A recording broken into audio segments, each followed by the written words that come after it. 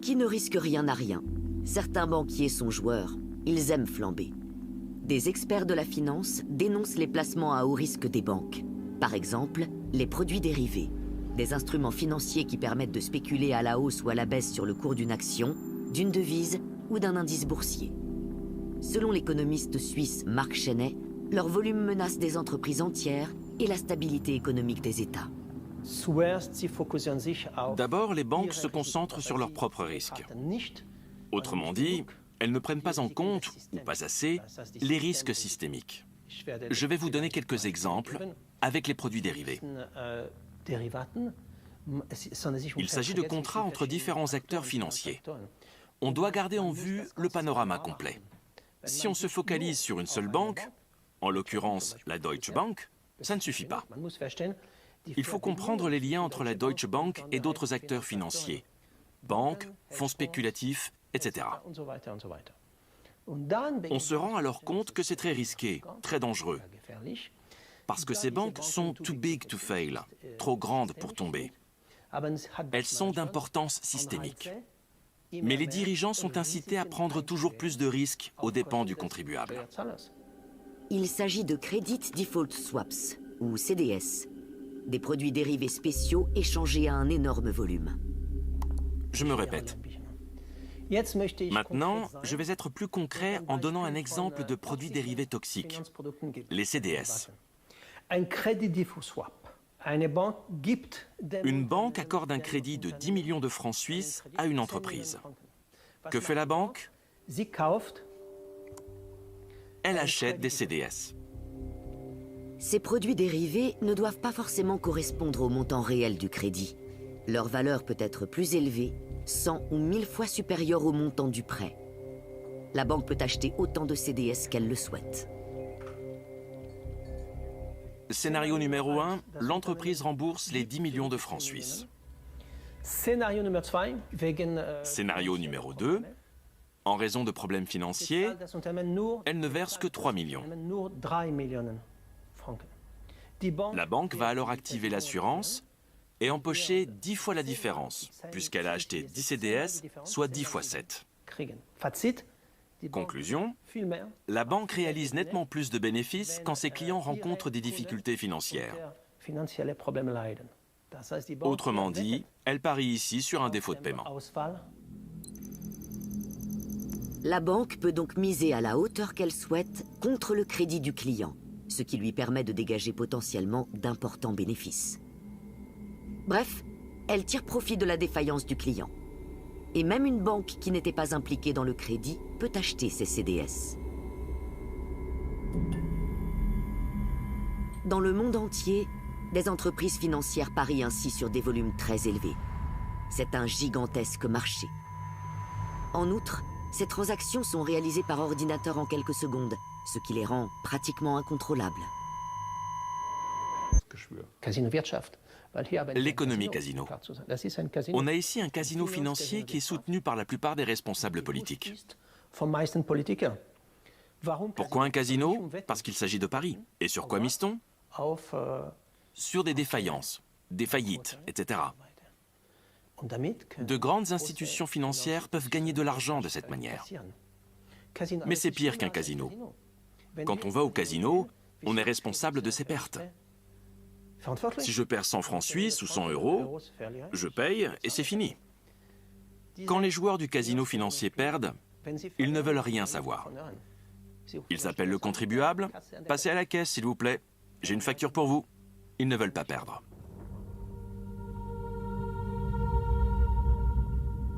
Le krach de 2007-2008 et la crise économique mondiale montrent les conséquences possibles de ces jeux de la finance. Tout commence avec l'éclatement de la bulle immobilière aux États-Unis. Des millions de maisons dont les crédits ne peuvent pas être remboursés sont vendues aux enchères. Et en coulisses, on mise sur la débâcle d'institutions financières via les CDS, les assurances de défaut de crédit. Deux grandes banques et le premier assureur au monde sont impliqués dans ces opérations. En 2008, Lehman Brothers a fait faillite. Quelle était la compagnie d'assurance? AIG, qui a vendu énormément de CDS.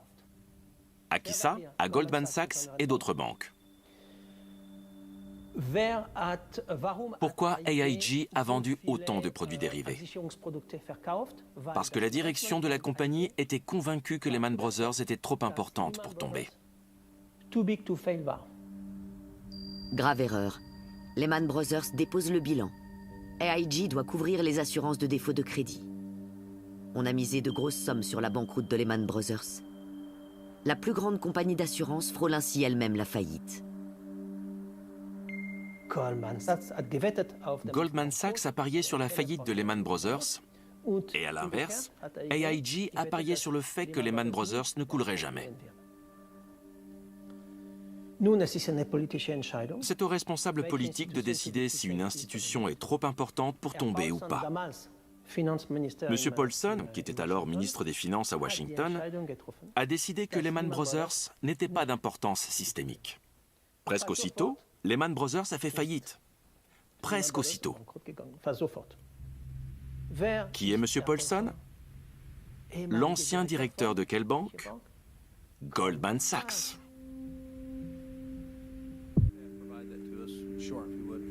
You are taking a position against the very security that you are selling, and you are not troubled. Senator, And you want people to trust you. Senator, I think people Why would trust people? us. I won't trust you.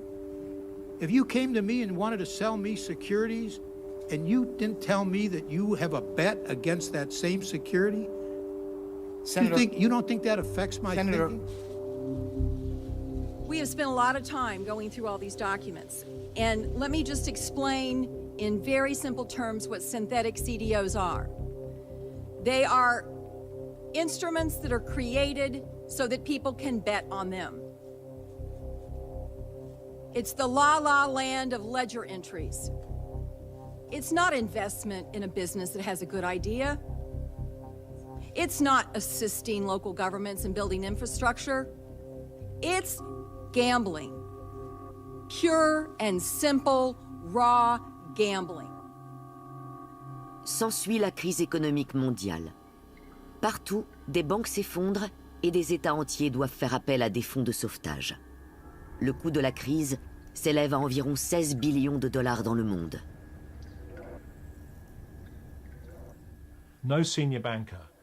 Aucun dirigeant du secteur bancaire n'a été tenu responsable de cette catastrophe qui a plongé l'économie mondiale dans une récession et qui a coûté très cher aux contribuables allemands, français, britanniques, américains, dans le monde entier. C'était la faute des banquiers, mais aucun dirigeant n'a été poursuivi en justice. Rien qu'entre octobre 2008 et octobre 2011, les pays de l'Union européenne ont accordé 4,5 billions d'euros d'aide et de garantie aux banques. Le sauvetage des banques allemandes a coûté à lui seul près de 300 milliards d'euros.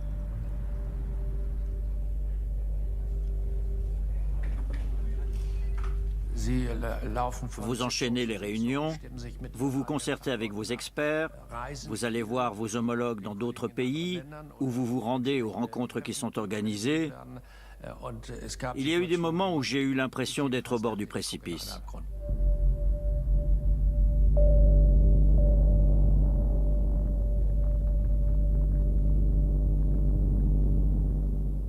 Recherche, développement, formation, programme d'intégration, infrastructure physique. Il aurait mieux valu investir cet argent dans tous ces domaines qui sont aujourd'hui en déficit.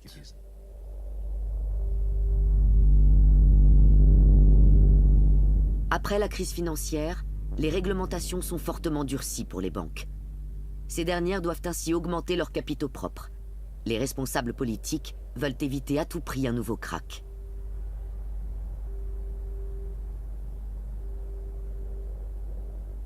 Les gouvernements ont demandé aux autorités de régulation de durcir les règles. Certaines réglementations en vigueur dans le système bancaire ont donc été revues à l'époque. On a sévi contre quelques-unes des pires dérives. De nombreuses pratiques qui étaient possibles au début des années 2000 n'ont plus cours dans les banques parce qu'elles ont été réglementées ou qu'elles ont en grande partie disparu. Ou alors elles sont bien plus restreintes et donc moins risquées pour tous que par le passé. Malgré tout, il y a encore beaucoup de choses qui n'ont pas vraiment changé depuis 2008. Mais de nouvelles réglementations peuvent aussi inciter à trouver de nouvelles failles. Et les banquiers sont doués en la matière. Il y a quelque chose qu'on apprécie particulièrement quand on est trader à Wall Street. On trouve que rien n'est plus beau qu'une réglementation complexe. Avec n'importe quelle réglementation complexe, on peut facilement faire du cash, gagner de l'argent. Il suffit de la comprendre. Comment évaluer une position? Comment procéder? Je suis en mesure de présenter un produit financier qui semble optimal avec votre modèle et rentable pour moi. C'est un jeu. Mais quelles sont les répercussions de la crise financière sur notre société, outre son coût direct d'environ 16 billions de dollars? On en subit encore le contre-coup aujourd'hui, peut-être même plus. À l'époque, les États ont dû dépenser des milliards pour stabiliser le système financier. Leur endettement a donc explosé et on a fait des économies sur les infrastructures. On a réduit les prestations sociales dans de nombreux pays, y compris en Allemagne. Il ne faut pas se voiler la face. La montée en puissance des forces politiques extrémistes vient en partie de là. On peut établir un lien entre la crise financière et la situation dans laquelle on se trouve actuellement. Bien sûr, la crise financière n'est pas le seul facteur de la montée du nationalisme et du néofascisme dans le monde. Mais des études montrent clairement la corrélation entre crise économique mondiale et crise de la démocratie.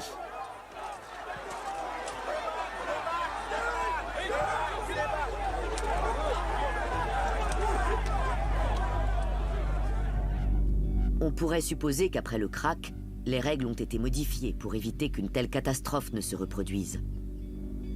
Pourtant, en 2023, une grande banque helvétique, Crédit Suisse, est au bord du gouffre.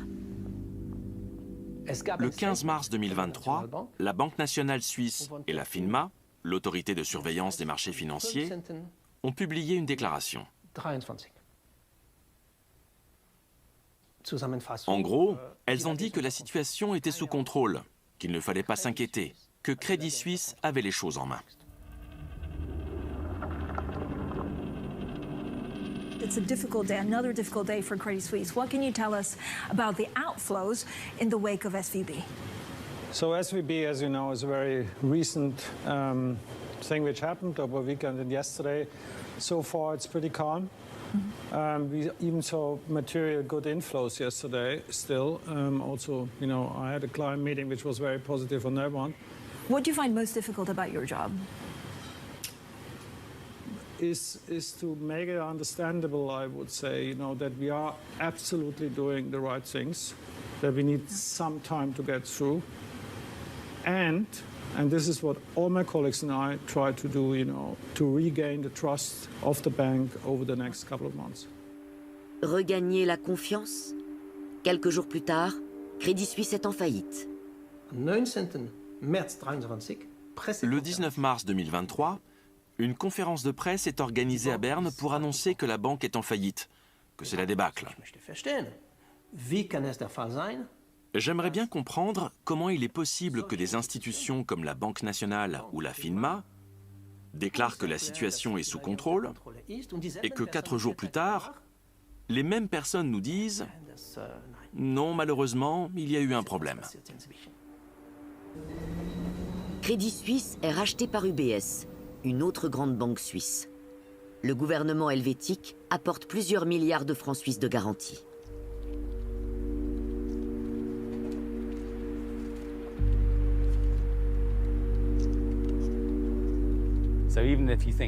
Même si on pense qu'une banque mérite de faire faillite, en pratique, il est très difficile de la laisser couler. Ça doit se faire de manière très contrôlée. C'est comme avec un réacteur nucléaire. Il faut l'arrêter, on ne peut pas le laisser entrer en fusion. Après la banqueroute de Crédit Suisse, la Deutsche Bank se met à vaciller. Les dirigeants politiques sont contraints de soutenir les banques. Das versetzt uns alle in die Lage zu sagen, dass die europäische Bankenaufsicht und das Finanzsystem robust und stabil dastehen und dass wir eine widerstandsfähige Kapitalausstattung der europäischen Banken haben, dank der Arbeit der letzten Jahre und übrigens auch der Anstrengung der Banken selbst.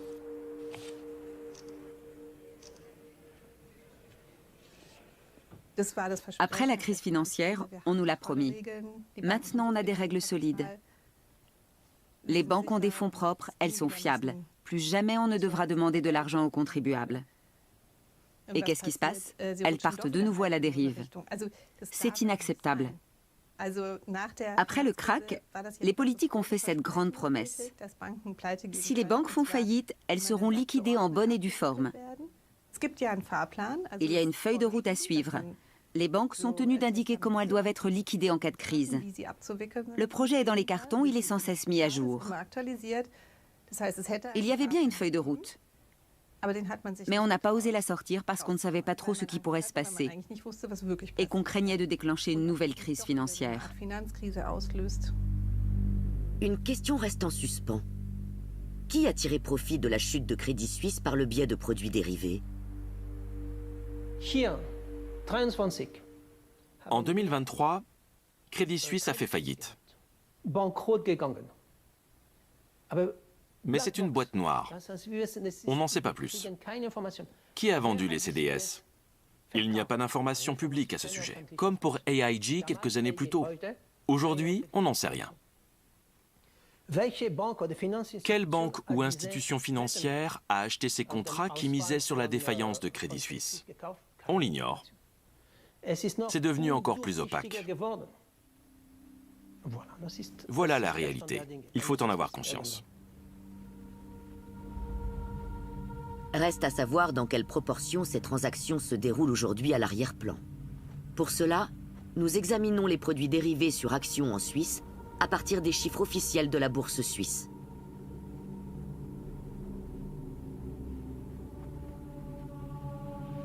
Ici, par exemple, le groupe SIX, l'opérateur de la bourse de Zurich. 1er juillet 2024. Valeur nominale totale des positions ouvertes et contrats déclarés. Pour les equities, les dérivés sur actions, je vois ici un chiffre. 211 millions de milliards de francs suisses.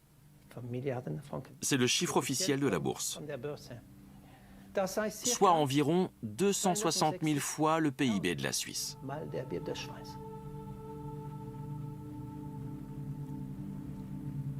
Le produit intérieur brut de la Suisse multiplié par 260 000.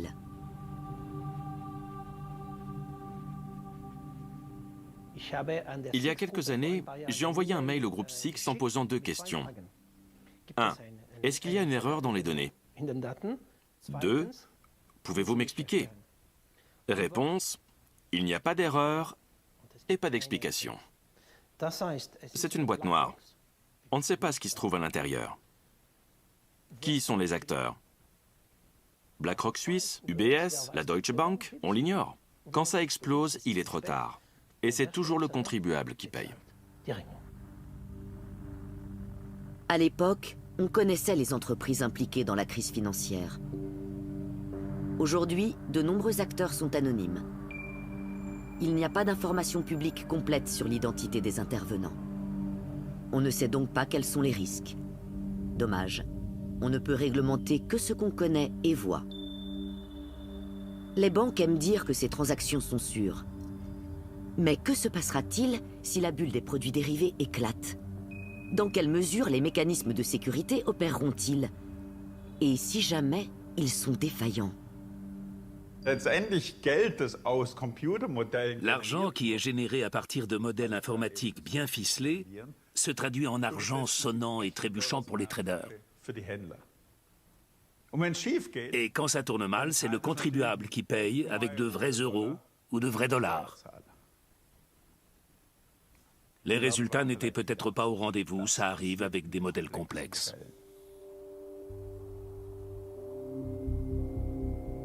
Unser Anspruch muss es sein, in der Mitte der Gesellschaft zu stehen und unsere Kunden in den Mittelpunkt unseres Handels zu stellen. Privatisation des profits? Socialisation des pertes? Est-ce cela la responsabilité sociale dont parle la banque? Est-ce cela, être au cœur de la société? Und gemeinsam haben wir noch viel vor. Wir haben eine klare Vorstellung, wer wir sind. Und wir wissen, was wir erreichen wollen. L'art de la communication bancaire consiste visiblement à ne pas être trop concret.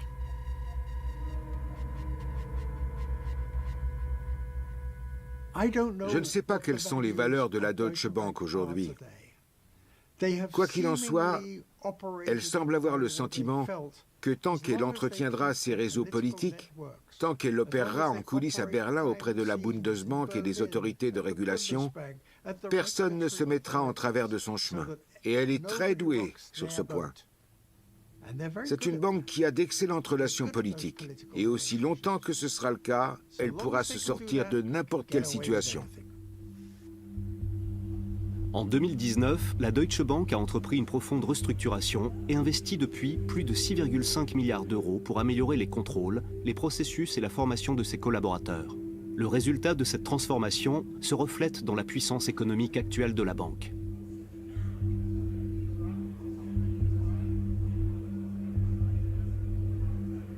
Malgré toutes les sanctions et les scandales, aucun PDG de la Deutsche Bank n'a dû, à ce jour, rendre des comptes devant la justice.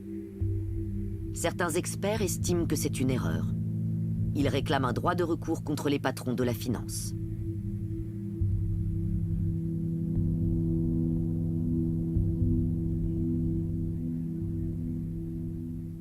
Pourquoi les dirigeants des banques sont-ils payés autant? En théorie, parce qu'ils sont responsables de tout ce qui tourne mal. Aujourd'hui, si vous êtes à la tête d'une entreprise de construction et que des ouvriers meurent parce que vous négligez la sécurité sur les chantiers, vous pouvez être poursuivi pénalement dans ce pays. Donc, la direction de l'entreprise fait tout son possible pour éviter des accidents. Quelques années après l'instauration de cette responsabilité pénale, tout le secteur a évolué en matière de santé et sécurité au travail. Le nombre d'accidents mortels a sensiblement diminué. Eh bien, on pourrait faire la même chose avec les banques. Pourquoi n'y a-t-il pas d'infraction pour les hauts responsables qui n'empêchent pas la fraude et le blanchiment d'argent? S'ils savaient qu'ils peuvent s'exposer à des poursuites pénales, au moins leur gros salaire serait justifié. Si les amendes sont assimilées à des frais de fonctionnement, c'est parce que les cadres supérieurs savent bien qu'ils ne seront jamais poursuivis en justice pour des actes criminels. Pour la direction de la Deutsche Bank, l'avenir s'annonce prometteur à Moneyland. Ne faut-il pas imposer les mêmes règles morales aux banques qu'à nous tous? Ou bien fait-on une exception dans leur cas, en les laissant mal agir et en leur infligeant tout au plus une amende? Dans l'affaire de Matthew Connolly, la juge a fait cette comparaison intéressante. En général, c'est dans le milieu de la drogue qu'on s'en prend aux types qui sont tout en bas et pas à ceux qui sont tout en haut. Jusqu'où va-t-on si les banquiers considèrent les amendes comme des frais de fonctionnement et trouvent ces pratiques simplement de mauvais goût? Ils envoient les avocats s'en occuper et rejeter la faute sur d'autres personnes pour faire disparaître le problème et donner l'impression que tout est réglé. S'ils raisonnent vraiment comme ça, s'ils estiment pouvoir disposer des gens comme bon leur semble, alors c'est une faillite morale. On ne veut pas que nos banques se comportent comme des gangs de narcotrafiquants et disent « Si vous, les petites mains, vous faites prendre, c'est le prix à payer dans ce métier. » Ça ne peut pas être « Zut, il vient d'y avoir une arrestation à Miami, mais notre réseau peut continuer comme avant. » Les banques doivent répondre aux mêmes exigences en matière d'intégrité que nous tous. Nous sommes tous égaux devant la loi. Peu importe qui on est. Les mêmes règles devraient s'appliquer à chacun de nous.